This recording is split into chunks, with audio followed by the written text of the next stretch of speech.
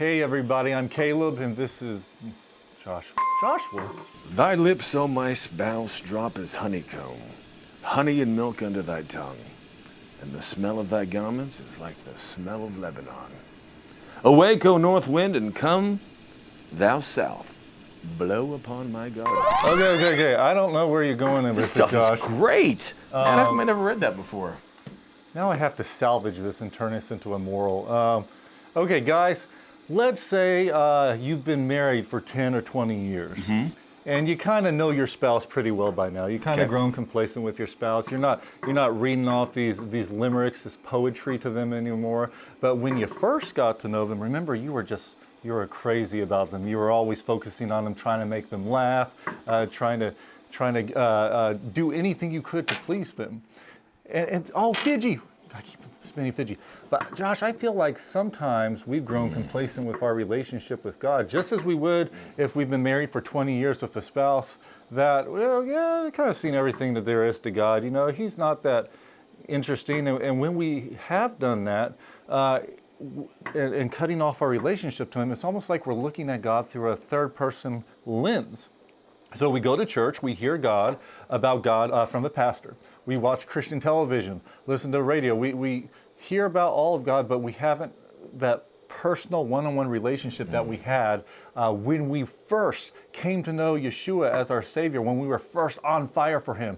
And Revelation 2 warns us we need to return back to our first love, that first moment when we got to know God. See, in a marriage, you have to give 100%. Okay. You have to give 100% of yourself. If you don't, like you said, this complacency, this distance will grow. And the marriage relationship was the example that God gave for us to understand the union between Him and His bride. The church, this is Ephesians 5:31 through 32. Yes, sir. But this involves us surrendering everything to God. Okay. When you don't give 100% of something, there are percentages and parts of you, dark parts of your heart that you don't give away, that you keep selfishly for yourself, that then grow and create distance. The same thing that would happen with a spouse if you don't continue to give 100% of yourself. Then those selfish parts of your nature grow and create a barrier between you and her. Guys, when we don't give everything over to God and we're focused on these other things in our life, it's literally idolatry. Anything that gets more of our focus than God is an idol. And God always equates idolatry in the Bible to adultery. It's true in Ezekiel 16 and Jeremiah 3. He equates them both the same because He's in a relationship with you and you're turning away and giving other things your focus.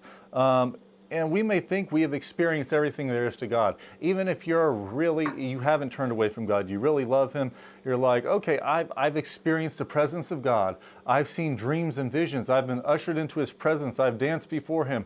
I've prophesied. I've healed the sick. I've cast out devils. But really, we've never all tapped into the fullness of God. He's so much greater than all that. Part of the temptation to not give 100% or to allow love to grow old and not remain new is looking at love through the perspective of what it brings to me. That's true.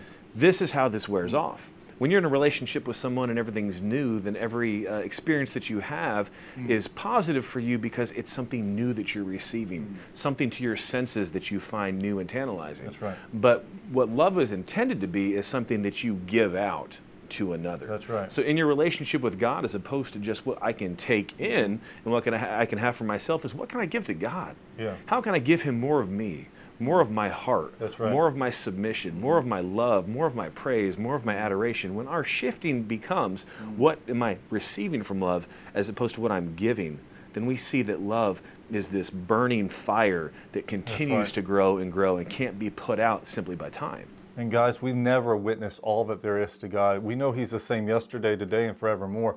But He's also limitless in His creativity and His power and His glory. And if you seek Him, you're going to get more of Him, things that you never knew were possible. And He's going to give it to you. But like Josh said, you have to seek Him first. You have to seek that love. The entire reason He created us, Josh, was to give love to Him. But it had to be a free will choice. He was never going to demand love. He didn't make us like the angels. And He wanted that relationship back with Him because He was lonely. he really was lonely, and he wanted that relationship with us. But we've strayed away in that relationship, and we've seen that even in America today. And the problem with straying, obviously, is that when you stray and you begin to walk in sin Yeah. and not in love, then it brings judgment upon you. Yeah. We talked about it in another episode about that. But the good news is it only takes one. It only takes one decision, one choice, one of you to Yeah. put your heart towards him. And we look at these examples in the Bible Yeah. from Josiah, when he right. inclined his heart towards God. Yeah. Moses interceded before God to Yeah. prevent judgment from falling on the people from their actions. That's right. So it's not going to take, everybody banding together right off the bat. Okay, 60 of us have decided to love, and no, it takes the choice in your heart. And Yes. when you look in the Bible, James 4:8 says, "Draw near to God, and He will draw near to you." Jeremiah 29:13 says, "And you will seek me and find me when you search for me with all your heart."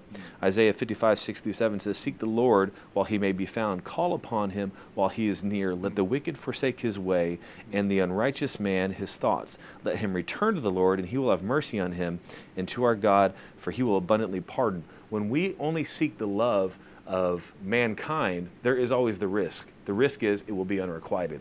The promise of God's love to you is that when you seek me, I'll be there. That's It right. doesn't matter when, it doesn't matter how much. If you seek me, I'm going to find you, and I'm going to love you back, and I'm going to bless you, and I'm going to show you mercy, That's right. and I'm going to do it in abundance. What an amazing promise. That's right. You don't have to risk talking to the cute girl and get shut down every time with God. He says, you want me? That's I right. want you. And let's do this. And He's going to grab you, and you're going to run together. So return to your first love.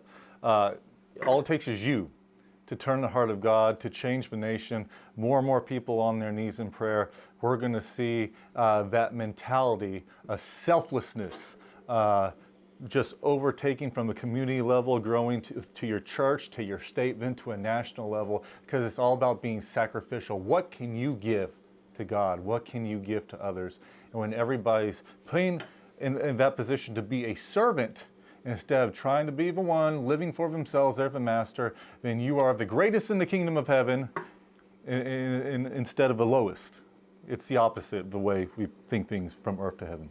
So remember, submit your heart to Him. Love Him, chase Him down the way you want to be chased down and loved.